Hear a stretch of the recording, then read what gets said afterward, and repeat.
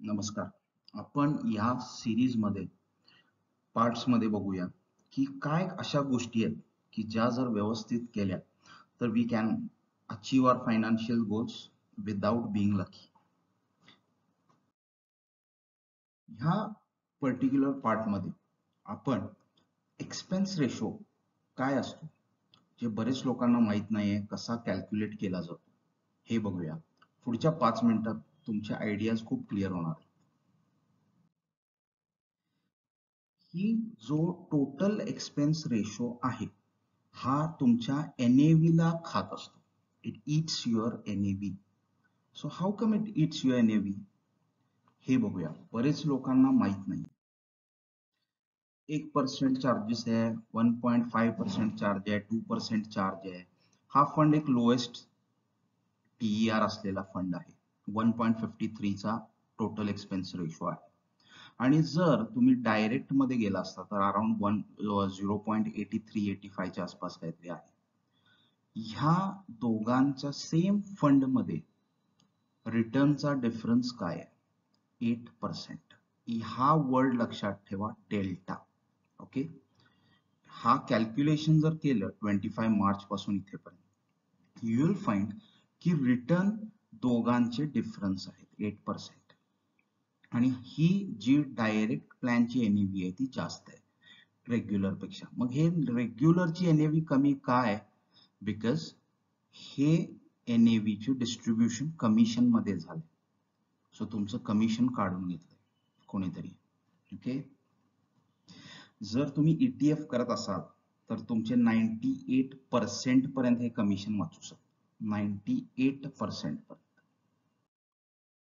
आता हे कॅल्क्युलेशन कसं केलं जातं? ओके, बरेच लोकांना वाटतं I know everything, but most people don't no.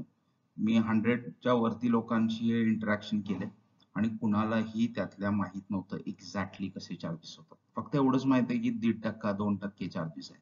But what after that, तर how this charges are applied.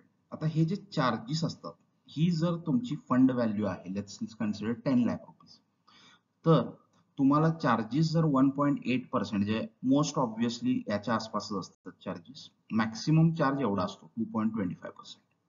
Okay, तर हे चार्जेस तुम्हाला डेली बेसिस वरती आकर होतात. डेली बेसिस वरती डिवाइड बाय 365 आणि हे चार्जेस तुम्हाला इन्कर होतील. मंथली बेसिस वरती असे चार्जेस तुम्हाला अप्लाय होतील.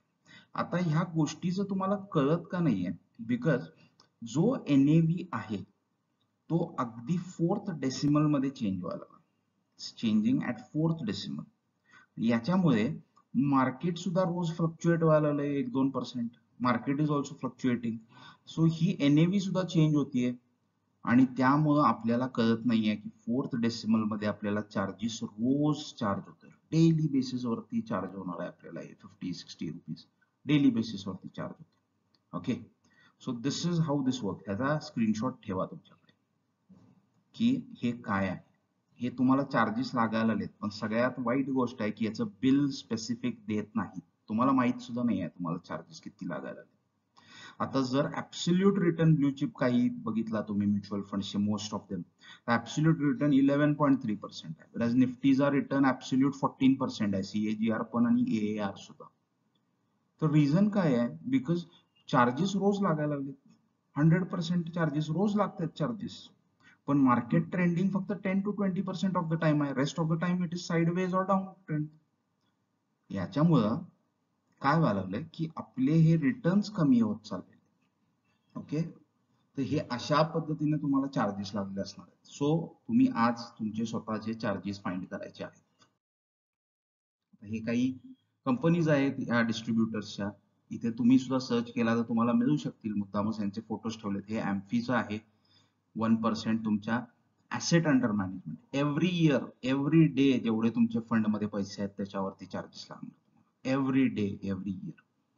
तुमचं जर 1 लाख रुपये असतील तर त्याला 1%, 1,000. तर 10 लाख असतील तुमचे जेव्हा होतील तेव्हा त्याच्यावरती 10,000. जेव्हा ते काही ते 1%. हे कमिशन आहे. हे कमिशन आहे जे दिलं जातं. टोटल एक्सपेन्स रेशो याच्यापेक्षा जास्त असतो. ओके, जर तुमचा टोटल एक्सपेन्स रेशो 1.5% आहे तर मग असे सांगितलं 10 लाखावर तुम्हाला महिन्याला 1250 म्हणजे वर्षाला 15,000 15,000 रुपये चार्जेस असतील तुम्हाला. Okay, this is how it works. Okay, आणि जर नेक्स्ट इयर 15चे 20 झाले तर अगेन तुमचे हे चार्जेस 1.5 ने तुमचे वाढत जातील. 10चे 20 झाले समजा कधी 5 वर्षांनी कधीही, तर डेली बेसिस वरती मग तिथं तुमचे चार्जेस 15चे 30,000 झाले असतील.